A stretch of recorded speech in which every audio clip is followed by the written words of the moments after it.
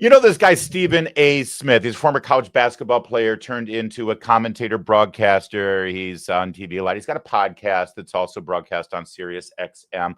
Talented guy. He's got strong opinions, and he's gotten a lot of attention because, make no mistake, he is a Democrat, but he is also not your typical anti-Trump, rabid, pro every left-wing crazy idea kind of Democrat that we've grown accustomed to.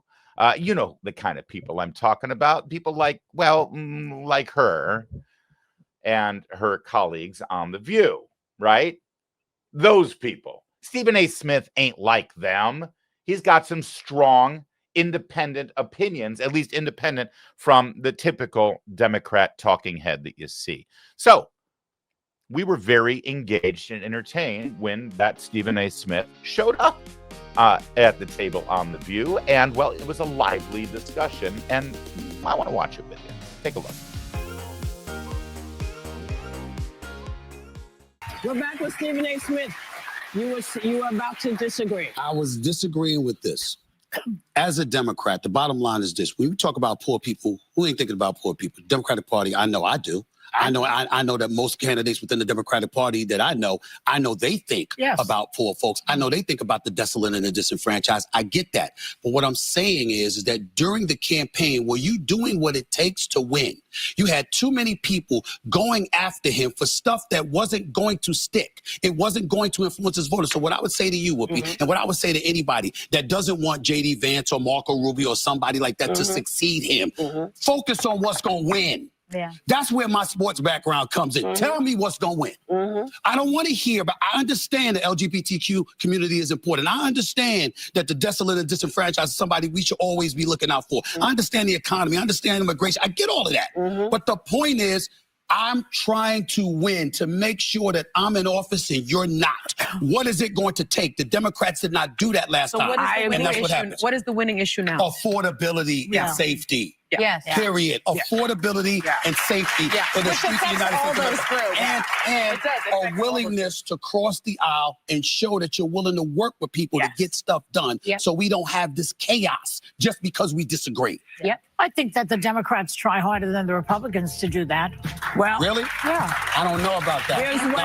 Here's what we do know. We do know that you can listen to Straight Shooter with Stephen A. Smith on Sirius XM. Yeah, you can. And in fact, we have a clip of that Sirius XM show that we're going to watch coming up in a minute. And also, by the way, that response that you just saw from Stephen A. Smith, it came after a commercial break where Whoopi Goldberg basically cut him off, didn't let him speak. And then when they came back, that was his response. We're going to show you what led up to that moment in just a sec. But first, this is kind of the money moment here. Sunny Hostin. Oh, boy, do we love her.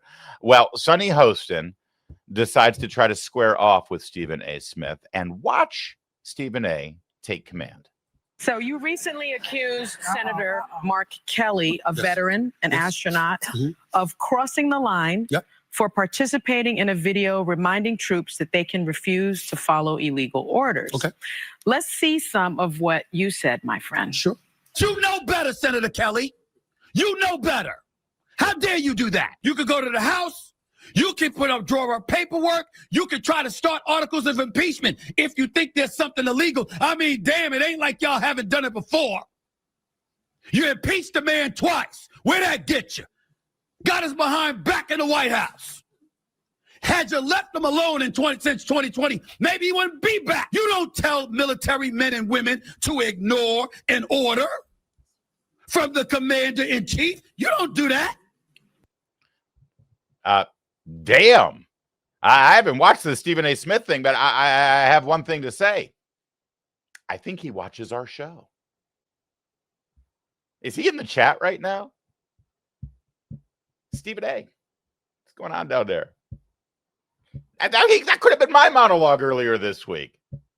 All right, so they played the clip. Look at their faces. Look at the faces on these two. All right, so she plays the clip, and now she's got her gotcha moment on Stephen A. Smith. Let's watch.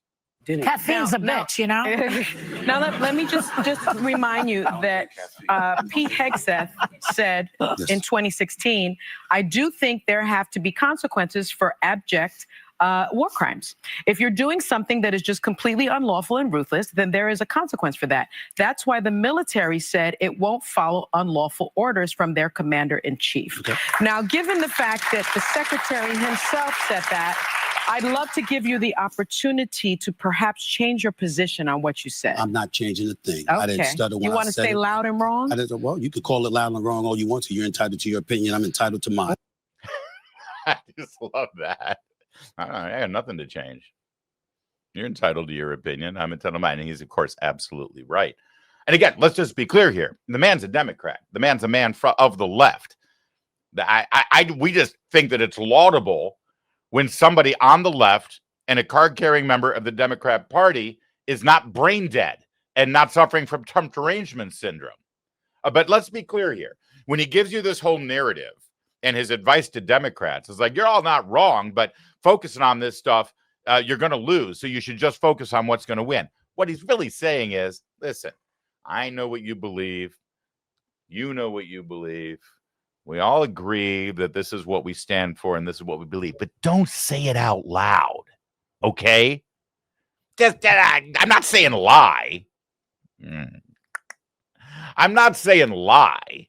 I'm just saying don't emphasize those issues, you know, like how men can get pregnant and how when we're in the White House, we're going to open up the border again and let everybody come funneling through. We know that's going to happen. We know you believe that stuff. But just don't say it out loud and don't focus on it, for God's sake. That's what he's saying, all right? So don't get me wrong. I'm not celebrating this man. I'm not praising him. I'm just saying this is good television because I like it when the left is fighting amongst themselves. Don't you? You got to pay attention to Gavin Newsom. He's gaining some traction. I don't think he'll win, but he's gaining traction. Why not? Because I think that ultimately they'll look at the state of California, look at affordability, look at homelessness, look at crime, and they'll say, hello, highest cost of living in the country. They'll be like, what? Wait a minute now. So I think that'll be a problem for him, but he's articulate enough to defend himself, and we'll see what happens with that. But I do love that. You know, they're asking, well, who do you like coming up? I said, well, Gavin Newsom's a good candidate, but he can't win. Why? California. But they're so oblivious, it didn't even occur to them. What? He's got such nice hair. What? Okay, so a little bit more from this show. It's really good, the stuff that happened yesterday. Trump is claiming that he aced the cognitive test, even though he's going on late night Truth Social tirades. In the middle of the night, he's texting and calling Governor Walz a name that we don't use anymore to disability. He's attacking female reporters as piggy and ugly. He's falling asleep in the middle of a meeting. I mean, I said yesterday that Marco Rubio is boring, but not that boring that he would fall asleep. So what do you think's going on with him? Trump is being Trump. Really? There's nothing cognitively wrong there? Well, I'm not saying whether there is or isn't. What I'm saying is 77 million people don't care. They voted for him. And those same 77 million people. Is it still that number? They would do it. Well, you could say that it is or isn't, but the point is he's the president of the United States, despite the onslaught of stuff that was coming his way. Yeah. Again, a solid answer. Yeah. Okay. Sure. You know, keep going after Trump. And by the way, lying about him, he didn't call a reporter piggy. Everybody knows that. He called her Peggy. Do you know why he called her Peggy, by the way? That bastard Trump. Do you know why that bastard Trump called that reporter Peggy? Oh, so offensive. He called that reporter Peggy because, get this now, her name is Peggy. Ah! Impeach him. Impeach his ass. But it's the only sane answer that Democrats refuse to listen to. Yeah, you're right about all those things about Trump. And by the way, you've been right about him for 10 years now, and you've been spot on. And guess what? Voters don't care. Move on. It's sort of the basic principle of politics, if you're going to be in the business of politics, which is talk about things voters care about. But they spend all their time on things voters don't care about. It's truly remarkable. And Stephen A. Smith is trying to explain it to them. All right. So now remember at the beginning of this segment, we showed you this response from Stephen A. Smith that said, listen, yeah, I know about LGBTQ rights and all those things, but, you know, I'm here to win. I'm here to focus on issues that will help us win. All right. And the more you focus on that stuff and make that the identity of the party, you're going to lose because the country is not with you. You're on the wrong side of the issue. And he's right. And you see, any person who wants to be president for the Democrats, they have to answer these 3 questions. All right. I'm giving them a hint right now. But if they want to win the general election, and please, whoever the Republican nominee is, J.D. Vance, Marco Rubio, Ron DeSantis, Kevin McMahon, our producer, he might run. I'm just saying. Please press the Democrats on these 3 issues. They have to answer these 3 questions if they want to win. And there's a right answer and a wrong answer, and you can't weasel out of these questions. All right. Question number 1: can a man get pregnant? That's all. Don't worry about men and women's locker rooms and men and women's sports and whether it's fair or not, and whether it's wrong for boys to be put into girls' bathrooms in a middle school, or transgender procedures on children. I mean, that's all important. Don't get me wrong. But that's downstream of the principle here. And yes, the principle could be articulated in a way where you're asking the question, what is a woman? But see, that's too wide open. Okay. It leaves way too much wiggle room. No. Get down to the fundamentals here. It's a yes or no question. Can a man get pregnant? They have to answer that. And their answer will reveal a lot. All right, that's question number 1. Question number 2 for the Democrat: will you reverse President Trump's border policy and bring us back to where we were under President Biden? Need an answer. And again, no wiggle room. It's either yes or no. It's either the Trump border policy or it's the Biden border policy. There is no in between at this point. All right. And then the third question is that the Institute of Peace was just renamed in Washington, D.C. by the State Department. It's now the Donald J. Trump Institute for Peace because of his track record bringing peace to war-torn nations in his first year of this term. Will you remove Donald Trump's name from the Institute of Peace? Those are the 3 questions. The third one's just fun. Oh, I'll add a bonus question. Will you tear down the new ballroom in the White House and restore the old East Wing? I want to hear the answer to that question too. Okay. So Stephen A. Smith is trying to explain basically what I just demonstrated to you, which is, listen, you're not going to get a Democrat nominee through the primary process who answers any of those questions like a sane, rational thinking American. So instead, what Stephen A. is saying is lie. Just evade the question. Don't answer it. Change the subject. For God's sake, don't proactively talk about these things. Talk about affordability. Right? So that was his answer. I want to show you what led to that moment when Whoopi Goldberg cut him off and went to commercial, as I described. Here, this is what happened. This Whoopi right now, you just saw Stephen A. Smith articulate kind of a rational approach for Democrats. They're not listening because they're listening to Whoopi. Here's Whoopi. I'm going to say one more thing because, I know that you have very strong feelings about Democrats, but I do have this to say to you.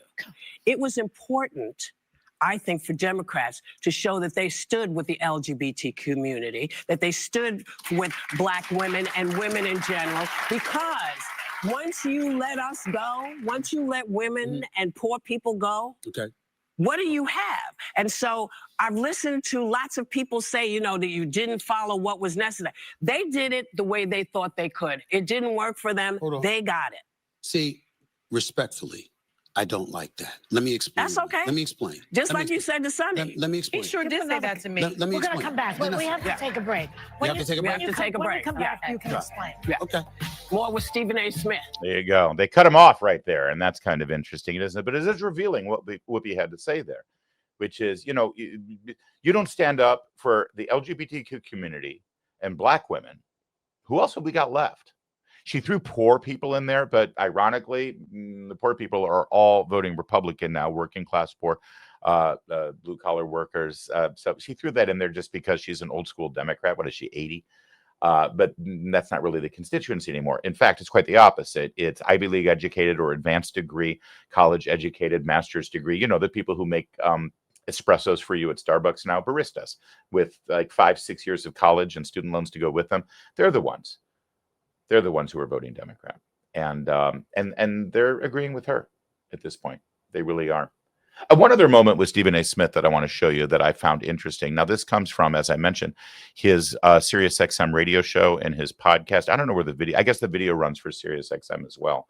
Watch this moment. And again, I bring this to you because he's different. He's a unicorn. Everyone says, oh, he might run for office. There's no way. They won't vote for him because of what you're about to see. Watch. The Republicans, or Republicans, as I call them, because of the Epstein thing, they're straight racist. I already know that.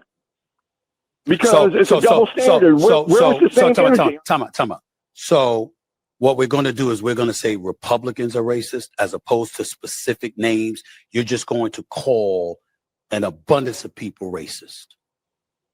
A blanket across the board, Republicans are straight racist.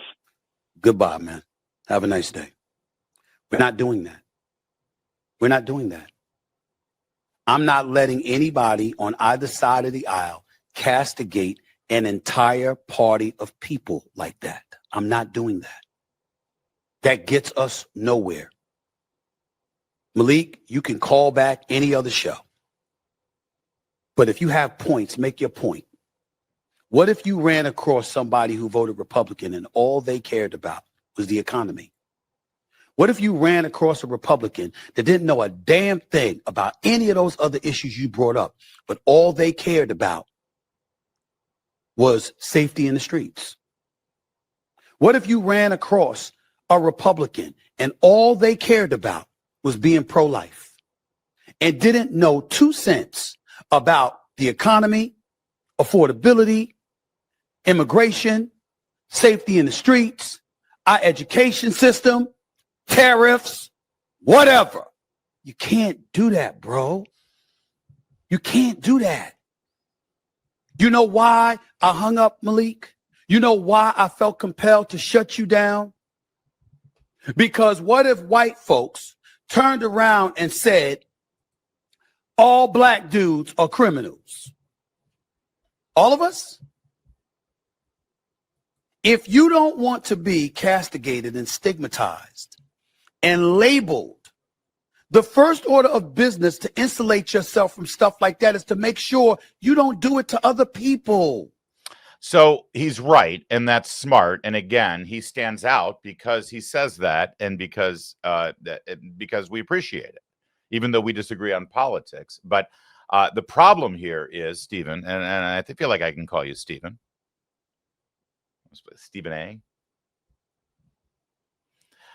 The problem here, Stephen, is that from the college universities, boardrooms, to the green rooms on cable news, to the Hollywood backlots where they make films and television, to the corridors of power in Washington, D.C., to all of the union halls of the big unions who run the Democrats and certainly the teachers' unions, etc. Everything you just said, if I were saying it, it would actually demonstrate my racism. Oh, yeah. Yeah. You see, you're right on that last point. If somebody like me says all black people are anything, whether it's positive or negative, but if you say all black people are anything, it's racist because, well, that's true. Because an entire race of people aren't a certain attribute or quality or behavior, good or bad, solely because of their race. That is, in fact, the definition of racism. But you see, if a black person says all white people are something, well, that's okay. You see, the new intelligentsia on the political left in America, they have given a permission slip that you can, in fact, say that about all white people. You see, that's where you're wrong, and that's where you haven't been paying attention, Stephen. And on the other points you made, let's say you run into a Republican who only cares about the economy and that's it, the economy. Well, you see, Republican policies on the economy, Stephen, are racist. We've been told that. Every time we come up with an idea that gives more regulation out of the marketplace and allows independent businesses to be able to be entrepreneurs and be free of taxation and other encumbrances, that's racist. If you run into a Republican who only cares about safety in the streets, oh, come on. Have you seen our policies about law and order and crime and arresting people and convicting them and putting them in prison? They're racist, Stephen. And you mentioned abortion. We're only interested in pro-life. We're only interested in making sure that that human life is able to develop and be born without being killed in the womb. Well, don't you know that to hold that position means that you are racist? Never mind the fact that Margaret Sanger, the champion of abortion in America, was in fact racist and really just wanted abortion and birth control for those people, not for white people. Forget about that. If you're an American today and you are pro-life, you are racist, because don't you know you're just trying to control Black women's bodies? That's right. So I'm sorry, Stephen, but you haven't been paying attention enough. I'm envious, actually. I wish I spent as much time as you do watching sports instead of the time I have to spend watching the news and politics. But if you traded places with me and you spend as much time as I do, you'd have to face that reality. But thank you for trying. Sincerely, we appreciate it.